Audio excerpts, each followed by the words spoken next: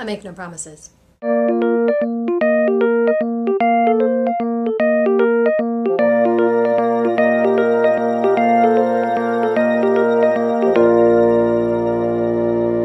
Today is going to be a challenge week, but before I get started to challenges, I wanted to show you guys something exciting. Last Thursday was my birthday, and I got a really awesome tripod. And to go with the tripod, I got a fantastic new little Sony Handycam. So we're going to switch to that. I have an awesome new camera which actually shoots in widescreen, which means I no longer have to worry about leaving space above and below my head. Plus, I can see myself on this little screen over here, which means I know that I'm actually in the frame instead of that, which happened a lot on my flip. Today, my two challenges were to give advice to a bunch of advice questions and also to write a new scene into the Twilight series and read it to you. So we're gonna start with Twilight. This is my really short scene that I wrote up, and it actually goes in New Moon. Ready? Edward said, "I don't love you anymore." And then he was gone. I stood still for a moment. I couldn't breathe. I couldn't think. I just wanted to run in the woods after him and never stop. How could he say that? I loved him so much. Tears streamed down my face, and I sat on the damp ground, determined to stay there and waste away without Edward's love. That's when I heard the voice. "What are you doing?" I looked around, but saw no one. "Who are you?" I asked. "We're the women of the world, Bella, and we want to know what you are doing." "I'm going to die. Edward, the hot vampire love of my life, said he doesn't love me anymore and left. I'm just gonna sit here and waste away." "Why?" "What do I have to live for?" "You have lots to live for, Bella.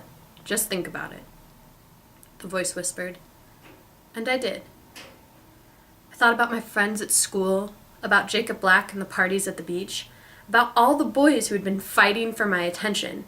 I thought about my parents and how much they loved me. And I realized I didn't need Edward. If he didn't want me, then who needs him? There were plenty of other sweet guys who didn't feel the need to suck my blood or watch me all night while I slept. I was stronger than that. I stood up, dried my eyes, and walked back home. Behind me, I could hear faint cheering.